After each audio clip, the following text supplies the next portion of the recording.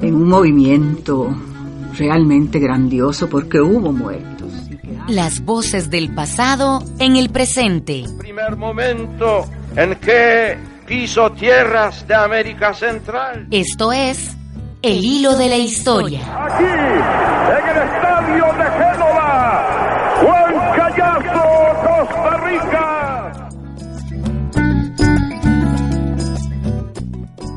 Buenas noches, bienvenidos y bienvenidas a otro episodio de El Hilo de la Historia. Les recordamos que El Hilo de la Historia es una coproducción entre el Centro de Investigaciones Históricas de América Central y esta emisora 101.5 Costa Rica Radio. En nuestro espacio de tertulias, hoy vamos a hablar de un tema que desata pasiones.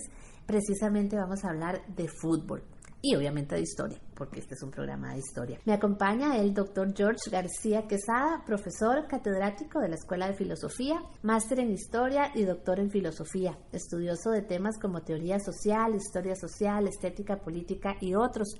Y según dice la revista Paquidermo, liguista ortodoxo y goleador del Campeonato de Funcionarios Universitarios del año 2002. Buenas noches, George, ¿cómo estás? Bueno, buenas noches, muchas gracias por la invitación. Sí, bueno, no esperaba esa descripción, pero bueno, y pues efectivamente. Liguista ortodoxo. Correcto, y goleador 2002. Por supuesto, ahí el currículo es importante. Bueno, decíamos que el fútbol desata pasiones. Escuchemos este breve sondeo. Bueno, vamos a ver. A mí el fútbol me gusta desde muy chica. Me gusta y me gustó siempre porque las personas que en la infancia tuvieron más influencia positiva en mí, mi papá, mi abuelita de parte de mi papá, mi padrino, les encantaba el fútbol. Entonces yo sentí que esa era una forma de estar en la misma sintonía con ellos. Me encantaba verlos conmigo a la par viendo partidos y emocionarme con ellos y de ahí se creó esa sensación de pertenecer a algo que te emociona, que te alegra, que también te puede echar a perder el día, porque así somos.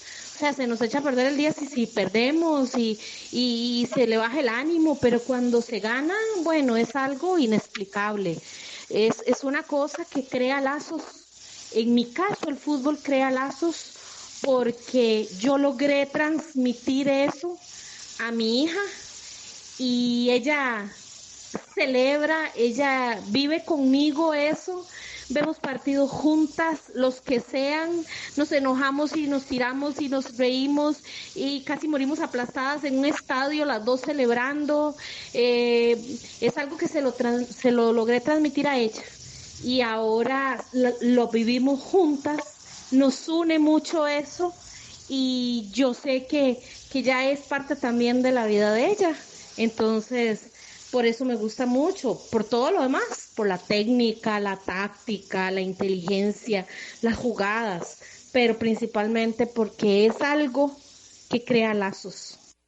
A mí me gusta el fútbol, porque mueve masas, es apasionado, todos somos de té y sabemos más que ellos. Son 90 minutos de puro estrés, alegrías o tristezas, que llega hasta el enojo, pero es el mejor deporte del mundo. Disfrútenlo. Nada es casual y nada es inocente. Eso es de las primeras cosas que me enseñaron en mis clases de semiótica. Los deportes tampoco lo son y el fútbol como fenómeno social menos que lo es.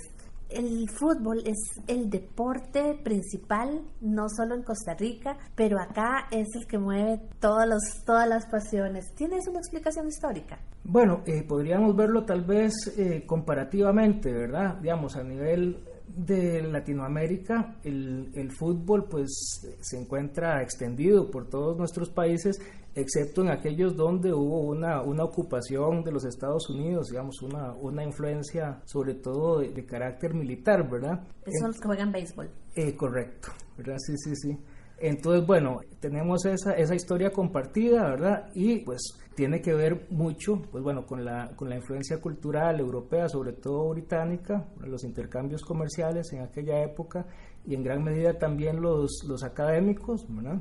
originalmente, pero además digamos que el fútbol es un deporte que no necesita de equipos muy sofisticados, digamos, con una bola se puede, se pueden poner un par de piedras como marcos, etcétera, ¿no? Entonces digamos que es relativamente simple. En Costa Rica hace 120 años pues había mucha más disponibilidad de espacios para practicar este deporte, ¿verdad? Y bueno, pues además los equipos originalmente tienen que ver con estos estudiantes que vienen del extranjero, pero rápidamente pasa a ser más bien una cuestión que tiene que ver con las organizaciones de trabajadores, ¿verdad? Básicamente digamos que dentro de los mismos lugares de trabajo y en las comunidades se empiezan a organizar, ¿verdad?, los equipos ya con un contenido, digamos, con una población que tiene una base más popular, ¿verdad? Sí, eso es bien interesante porque, bueno, yo he de confesar que yo no soy creyente de esa religión, pero bueno, me puse a leer un poco y encontré que efectivamente desde finales del 1800, 1890 y tanto, ya se empezaba a jugar en la sabana en San José, y que eran extranjeros, principalmente ingleses, y jóvenes costarricenses que habían estudiado en Inglaterra, ahora sí muy elitista, como vos estabas señalando, pero luego se empieza a volver esta práctica más popular entre trabajadores, tal vez sí, nos detenemos un poquito por ahí. Sí, eso es muy interesante, y bueno, en alguna medida pues es no tan difícil de imaginárselo, ¿verdad? Digamos, una vez que se conocen las reglas, ¿verdad? Una vez que los trabajadores empiezan a buscar también momentos de ocio, etcétera, para socializar entre sí, ¿verdad? Pues es bastante comprensible que hayan optado por el fútbol. Bueno, en parte por las razones que mencionaba antes de esa facilidad, ¿verdad?, de necesitar pues prácticamente solo una bola y un cierto espacio, ¿no?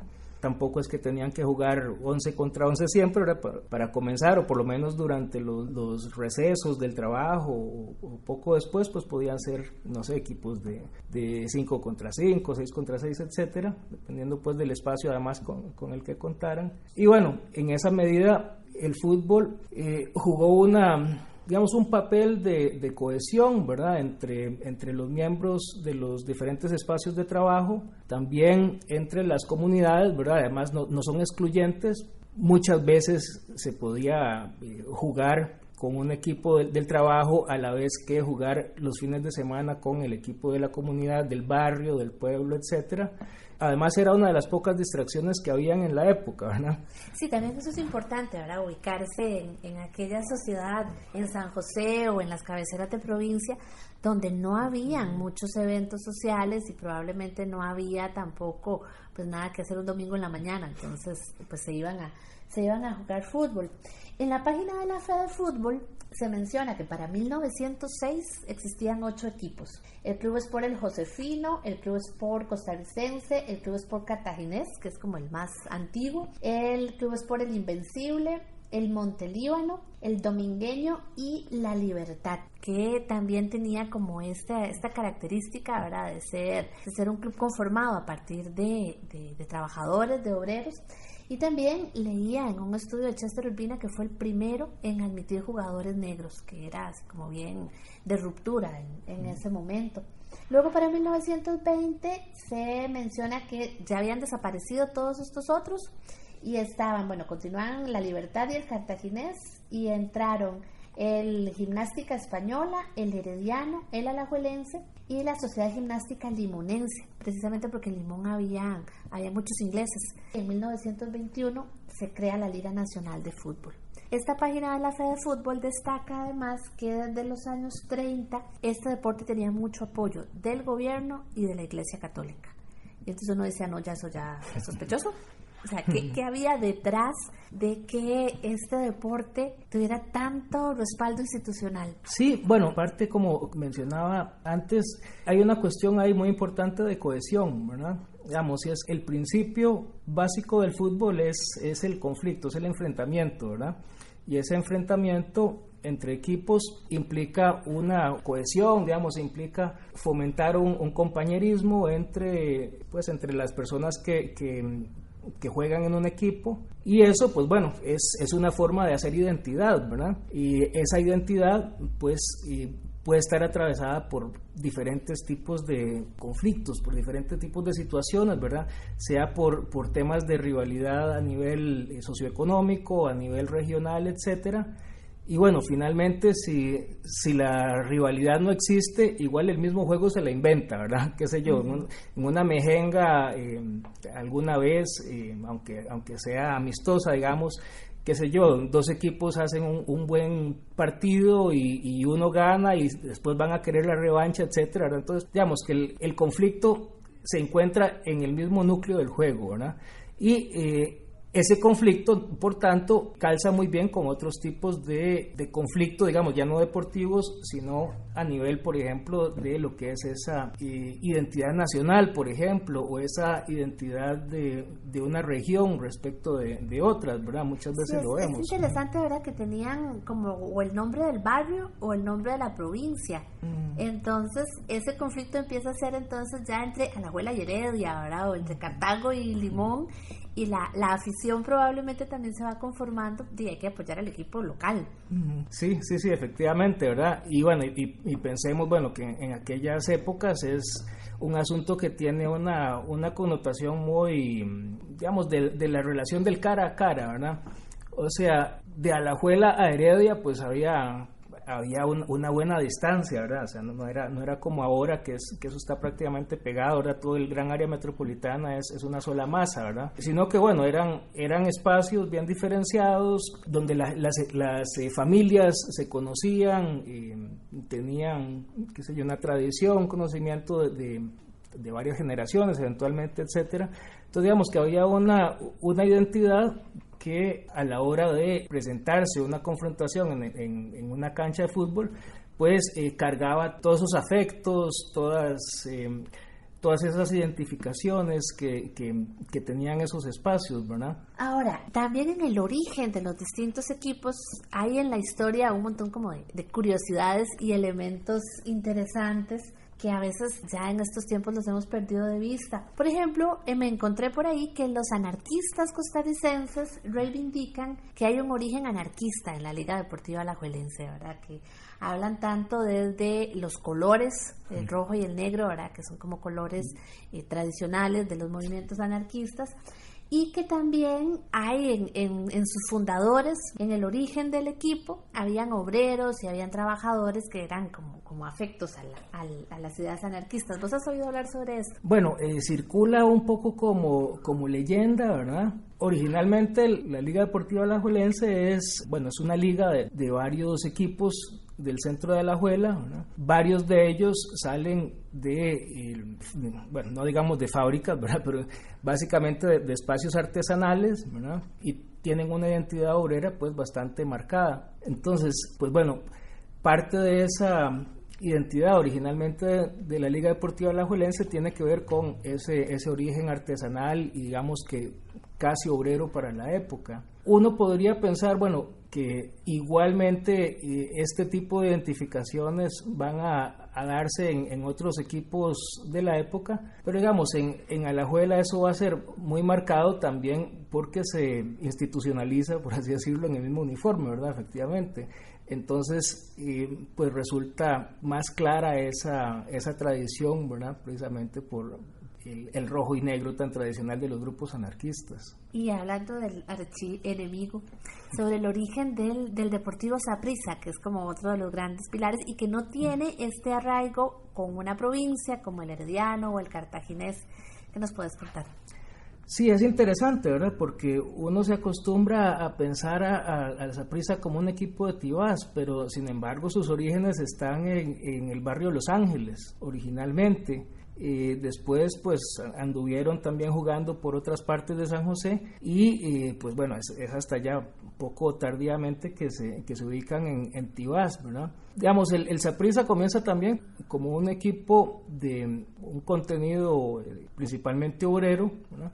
Y es, digamos, gracias al patrocinio que va a tener por parte de don Ricardo Saprissa, que va a ir despuntando, que va a ir siendo un equipo destacado en las ligas donde se encuentra, hasta que, bueno, pues en algún momento, en 1949 en realidad, ¿verdad? Es que es ascendido a la primera división sin haber ganado la segunda, ¿verdad? Esto no es un comentario, no es un comentario venenoso, es simplemente una constatación histórica, ¿verdad? Y digamos que ahí pues va a tener unas características interesantes, ¿verdad? Va a tener un ascenso muy rápido, y una cuestión que es también interesante en esta época, en los años 50, y bueno, no solo en Saprissa, pero particularmente en Saprissa hay muchos casos, es como los futbolistas de primera división pues también van a tener una capacidad de movilidad social, digamos. Muchos de los futbolistas se convierten en profesionales destacados, ¿verdad? Que es una cosa que en décadas posteriores pues no se ve tanto. Llegaron a ver diputados, ¿verdad? Y pasaban como a la esfera pública, más allá que como jugadores. Sí, correcto. Bueno, incluso Alejandro Morera Soto fue diputado. Pensemos, por ejemplo, también en Felo García, ¿verdad? Que, bueno, además de ser un futbolista muy destacado en varios clubes de Costa Rica y el extranjero, seleccionado nacional, pues es recordado como uno de los arquitectos, pintores más destacados de la historia de Costa Rica en la segunda mitad del siglo XX, ¿verdad? Bueno, estamos hablando sobre fútbol e historia, hoy en tertulia con George García, filósofo, historiador y liguista ortodoxo. Y bueno, yo que vengo siendo una atea del fútbol, ustedes perdonen, pero bueno, no logré enganchar, a pesar de que mi familia es profundamente futbolera. Yo no le he encontrado, yo sé que yo me lo pierdo, pero Bueno, estábamos hablando de los orígenes del fútbol en Costa Rica y de sus vinculaciones, ¿verdad? Sobre todo este origen obrero. A mí me han contado, por ejemplo, que las marchas del 1 de mayo terminaban con un gran partido de fútbol en la sabana, y que había pues toda esta pasión entre los distintos trabajadores de vincularse con el fútbol. Estábamos hablando de cómo también fue un elemento como de movilidad social, porque era una época donde los futbolistas no se dedicaban solo a eso, o sea, no era como tan profesionalizado. Sí, efectivamente. Hay como toda una cuestión muy interesante alrededor del fútbol, ¿verdad? No solamente en la práctica, sino en todo lo que tiene que ver con cómo se lo ve. Digamos, ahora que mencionabas los partidos del 1 de mayo, etcétera, digamos, en general, los partidos en las comunidades, en los pueblos, en los fines de semana eran un gran evento, ¿verdad? Y en esos partidos, pues, también se podía ver como toda una división del espacio, digamos, del espacio en los alrededores, ¿verdad? Que finalmente, ya cuando se hacen los estadios de un modo un poco más formal, digamos, ya queda materializada un poco esa división del espacio, pues uno puede observar cómo hay una gradería popular, hay una gradería, digamos, de sol, como para gente con un poco más de ingreso, están los palcos, etcétera. Y pues bueno, en esos espacios todavía no tan materializados, ¿verdad? Sin embargo, sí había como una cierta división que tenía que ver mucho con cómo la gente iba vestida, dónde se suponía que tenían derecho a estar ubicados para ver el partido, etcétera, etcétera. Entonces vemos que es todo un ritual social, además de lo que es propiamente el ver el partido, ¿verdad? Cómo transcurre. Y igual en la figura de los futbolistas, ¿verdad? La forma en la que se convierten en figuras públicas. Leyendo un artículo de Chester Urbina, él plantea que desde finales de la década de los años 20 nació un mito en la historia del fútbol nacional que ha consolidado la idea del futbolista como héroe, ¿verdad? Como el héroe defensor de la nación, y además de extracción humilde y campesina. Entonces yo decía, viene siendo como una especie de sueño americano a lo tico, de que cualquier chiquito, ¿verdad? No importa de dónde nazca, no importa si empezó jugando descalzo en la playa o en la plaza del pueblo, puede llegar a convertirse en el héroe. Y además, esta otra visión de la selección nacional como nuestros máximos representantes y los que son capaces de darnos las mayores felicidades colectivas. Sí, bueno, creo que es un modo de sublimar, digamos, es un modo de, por así decirlo, de domesticar ese conflicto que en otras épocas tenía que ver con la guerra, tenía que ver pues con un conflicto mucho más mucho más violento, de tal modo que, bueno, pues el héroe a través del fútbol ya no es aquel que muere por la patria, sino el que lo da todo por su equipo, el que en última instancia juega con la selección de su país y lo da todo porque, qué sé yo, porque recuerda cuando jugaba en los potreros de Nicoya o de la zona de Los Santos, etcétera, ¿no? Y digamos que esa identificación se va a manifestar entonces en ese darlo todo por el equipo, qué sé yo. Un ejemplo de esto, o posiblemente el ejemplo más claro, es el casi mito que se ha hecho alrededor de Mauricio Montero, ¿verdad? Como ese jugador que es todo garra, que lo pone todo, que da hasta la última gota de sudor, ¿verdad? Entonces, y que además es de extracción humilde y representa como el tico común y corriente. Sí, efectivamente, ¿verdad? Es, digamos, todo casi que como un arquetipo, ¿verdad? Como un modelo ideal de lo que debe ser el costarricense en cuanto a su actitud vital respecto de la patria, digamos, respecto si no en el campo de fútbol, digamos, en general, ¿verdad?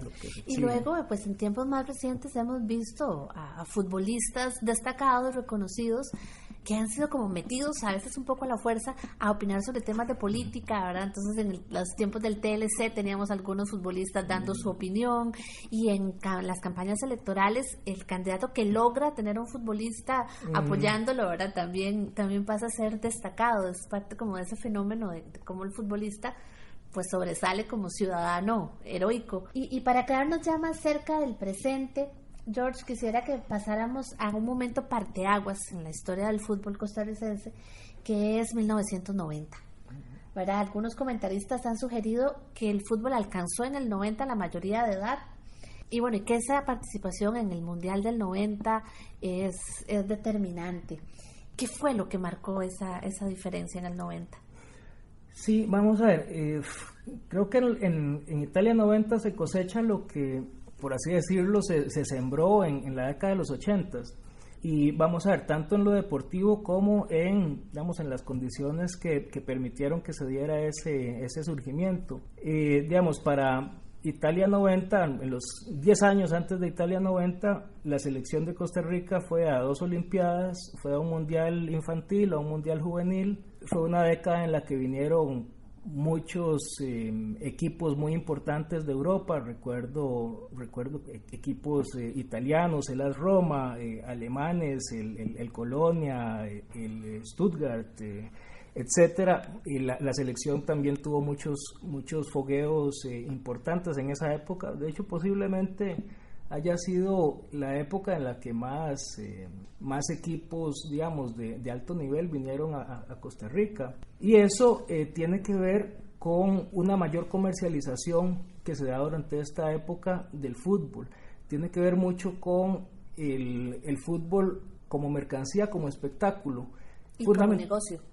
Sí, correcto. Y digamos, me parece que ahí el impulso fundamental viene a estar cuando las televisoras se empiezan a pagar por los derechos de transmisión y convierten al fútbol en algo que se ve por la televisión durante, qué sé yo, sea los fines de semana.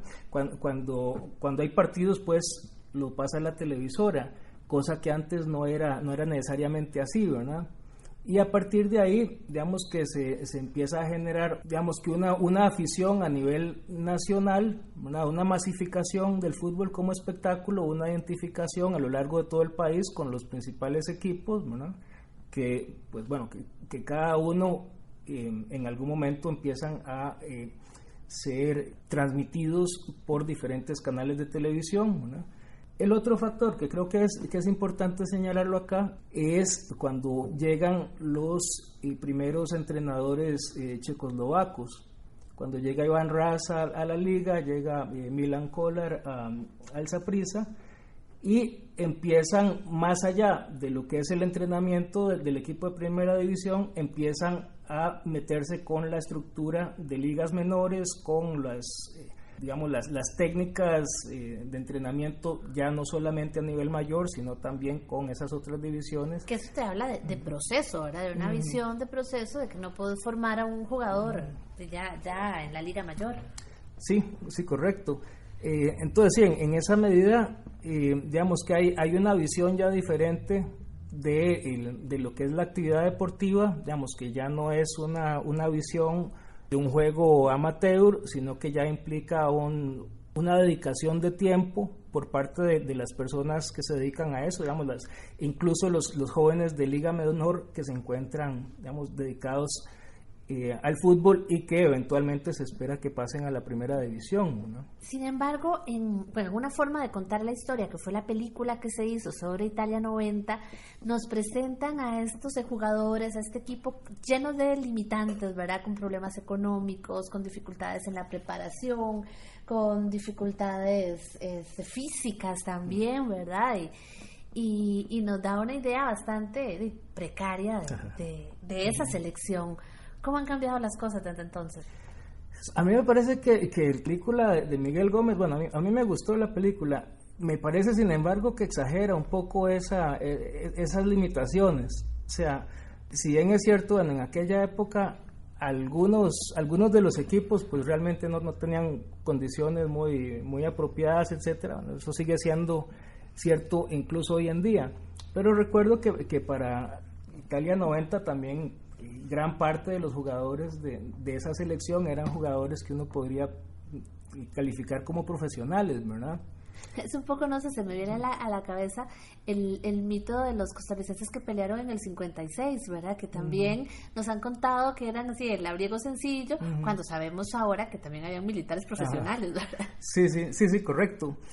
Digamos, yo creo que hubo una profesionalización importante de los futbolistas en los años 80, pero yo creo que lo que marca el quiebre realmente hacia nuestra época viene a ser más bien la segunda mitad de los años 90, y básicamente es una cosa interesante, me parece, porque tiene que ver con algo que sucedió muy lejos, que es básicamente el caso Bosman. Este caso básicamente fue una demanda que puso un jugador belga en 1990, 91 por ahí, y que a la larga, pues bueno, lo que significó fue que los tribunales europeos fallaron que ningún ciudadano europeo podía ocupar una plaza, digamos, de extranjero en un equipo europeo. Entonces eso significó que ya no teníamos, digamos, una liga italiana en la que había un cupo de 4 o 5 extranjeros, que podía ser un alemán, un español, etcétera, sino que ya todos los europeos eran europeos simplemente, ¿verdad? Y de ahí, pues bueno, qué sé yo, ya sé. Y eso abrió el espacio para que esas plazas de extranjeros pudieran ser, pues, ocupadas por otras nacionalidades. Exactamente. Entonces, digamos, me parece que la primera gran consecuencia de eso fue el fichaje de Froilán Ledesma, que fue en el 97. O sea, el fallo del caso Bosman es de fines del 95, y el fichaje de Froilán es en el 97, y digamos que ya hay esa venta por casi 5 millones de euros. Va a marcar, me parece, un quiebre en el fútbol nacional, porque entonces ahí sí empieza a tener sentido el que los equipos funcionen como sociedades anónimas. O sea, porque la búsqueda de lucro se puede encauzar hacia la formación y venta de jugadores. Sí, ya no solo es las ganancias que genera la afición, la promoción con las televisoras, sino que hay otra fuente de negocio. Sí, entonces ahí, digamos, es donde me parece que se marca esa profesionalización ya un poco más definitiva, ¿verdad?, en el fútbol costarricense. Y bueno, como el tiempo es implacable y ya estamos llegando y no tenemos tiempos extra en este programa, ya para ir cerrando, George, en todo este panorama donde el fútbol se ha transnacionalizado, donde se han vuelto los equipos se han vuelto a veces casi que franquicias, donde el lucro está dominando, ¿cómo ves vos el panorama y cómo ves también, pues, el panorama de tu querida liga? Bueno, digamos, la liga tiene como características muy particulares, ¿verdad?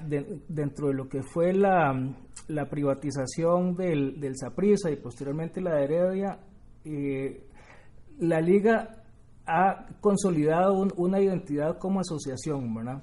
Por eso incluso el actual presidente del equipo, ex negociador del TLC, etcétera, sigue esta idea y esta identidad de que la liga es el equipo de su gente. O sea, es una asociación deportiva en contraposición con Saprissa, del cual, pues bueno, muchos de los liguistas se burlan, yo no, ¿verdad?, de que ha pasado por varios dueños, etcétera, que se lo han vendido uno a otro, etcétera, y se han cambiado el nombre y tal. Entonces, digamos, si bien es cierto, el equipo está pasando por una mala racha ya de varios años, sin embargo, es un equipo con una afición a nivel nacional que no es porque yo quiera bajar el piso ni nada por así, ¿verdad? Pero es algo que Heredia no lo ha tenido, por un lado. Eso no le va a gustar a mi hermana. Bueno, sí. Pero bueno, los heredianos tienen una identidad muy fuerte, digamos, solo que pues es un poco más regional, y eso puede que esté cambiando ahora, ¿verdad? Que les está yendo mejor. Y por otro lado, pues bueno, hay una identidad regional, una identidad, digamos, propiamente con Alajuela, que le da un arraigo que el propio Saprissa pues tampoco la tiene, ¿verdad? Hay una identificación con la ciudad de Alajuela muy fuerte. Entonces, en ese sentido, yo no creo que el equipo vaya a pasar a ser una sociedad anónima deportiva, pues, no sé, por lo menos en el mediano plazo, ¿verdad? Entonces, pues bueno, ya los títulos llegarán en algún momento. Yo espero que más pronto que después, ¿verdad? Pero el modelo deportivo yo creo que seguirá siendo el de la asociación. Bueno, el tiempo se nos ha ido, quedan muchos temas por conversar. Me hubiera gustado que habláramos pues del papel y el carácter social que sigue jugando el fútbol, también el gran tema, ¿verdad?, del fútbol femenino y por qué cuando hablamos de la selección solo nos referimos a la selección masculina, pero bueno, tendrá que ser en otro espacio. Muchísimas gracias, George, por acompañarnos. Muchas gracias por la invitación, estamos viendo. Nos escuchamos la próxima semana. El Hilo de la Historia es una producción del Centro de Investigaciones Históricas de América Central y 101.5 Costa Rica Radio. El tema musical que nos acompaña es de Wilson Arroyo. Te esperamos el próximo jueves a las 7:30 de la noche y te invitamos a seguirnos por redes sociales.